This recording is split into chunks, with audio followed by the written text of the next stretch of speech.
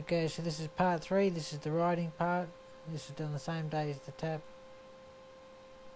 What I'm doing now is I'm going to get him to soften his neck up a little bit, or try to anyway, because he's got no mouth. Once I get a little bit of flex going on either side, I'm going to get him to move his feet. I don't really care which way he goes, as long as he's moving his feet a little bit. The more he moves his feet, the quicker he gets used to me on his back.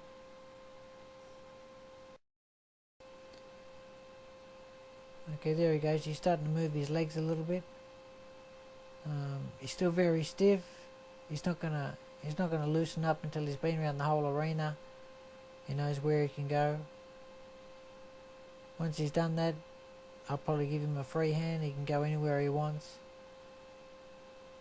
I'll work on the steering later. I just want him to move forward, relaxed. Once he does that, he's pretty much got a free run.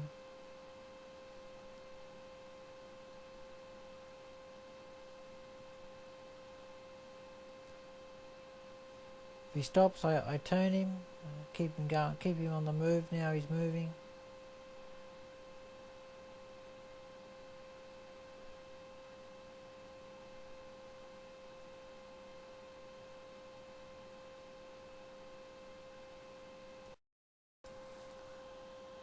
Okay, there he goes. He's starting to walk out now. He's been around the place a few times. I wouldn't have a problem with them walking all day. For the first day, that's fine. He actually broke in a trot a few times. He wanted the trot, so I let him. If he wanted to canter, I was going to let him canter, but if he ever started bucking, I was going to shut him down. I was going to let him buck. I'm calling the shots now, not him. So like meet him halfway, 50-50. I'll let him go where he wants as long as he behaves. Okay, there's an important observation to be made here. He trotted a few times earlier on his terms. He didn't mind trotting then.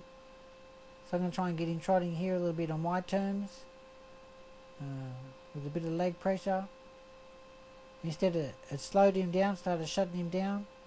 Now a lot of trainers, before a horse shuts down or shows its union card, they'll stop.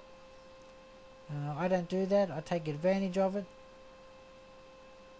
Okay, see he stopped there. He doesn't want to budge. He's turned into stubborn mode. So I'll take advantage of that and jump off a few times. Jump back on. He was only half shut down because it's like the first time he stopped. Had I persisted kicking, he would have shut down completely. The good side is I could have swung on or stood on his back. The downfall was I would have had trouble getting him moving again. So I jumped off when he was sort of like, he was only half shut down there, which gave me a small window of opportunity. Remember, I was on his back when he stood up. I've never jumped on him before. Normally he'd be freaking out when I do this the first time. He didn't take too much of a fright because he's still thinking about not moving. Okay, now that little fright there, that last time, got him moving again. He shouldn't shut down again on me for a little bit. I'm not going to ask for too much now, just I'll leave him walking. I won't give him an excuse to shut down now, because I know what he's like.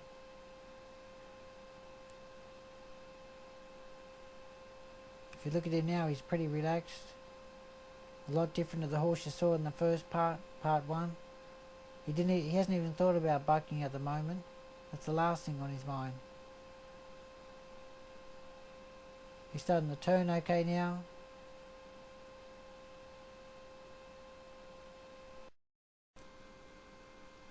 Okay, as you can see, he's nice and relaxed now. It's time to stop. He's pretty much accepted the riding thing. He's listening to me. He's turning okay. He's a completely different horse to the horse we saw in part 1. Okay, the other day when my cameraman was giggling, that's the first time she'd seen a horse buck. She's not giggling today because I said she'll be riding this in a week's time. She's not giggling because she knows I mean it. Okay, coming towards the end now. I won't do too much because I want to ride him tomorrow too. I don't want his mouth to get too red. Now remember 5 minutes ago I jumped off him and jumped on.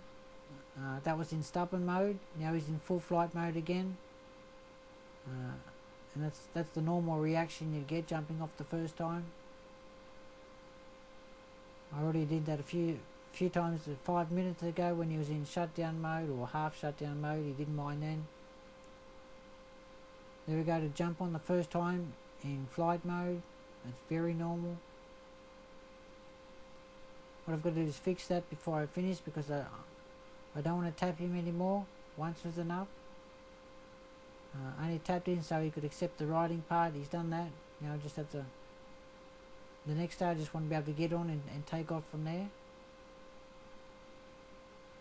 So just getting used to this little jump, the initial jump, then we'll stop.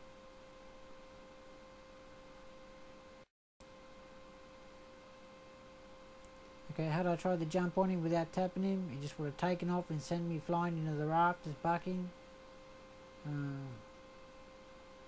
He hasn't bucked once today, he didn't even try. He's accepted the riding, so all I could do is get him over this little jumping hurdle now. Which will give me a good foundation for tomorrow to start off. As you can see, he's in flight mode.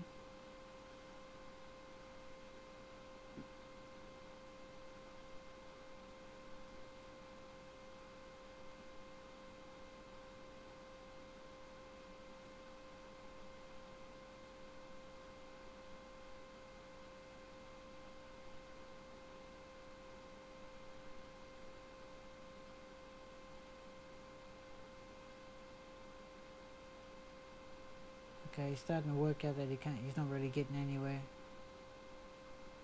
Just to chill, just to accept it. Okay, he was okay there, so I'll stop.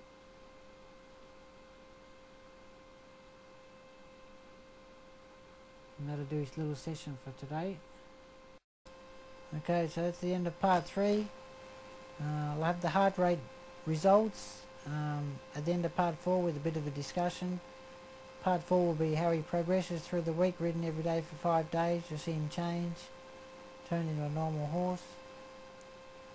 Part 5 will be a recap of the whole thing, and hopefully we'll get a few more supporters at the end of it. Thanks for your time.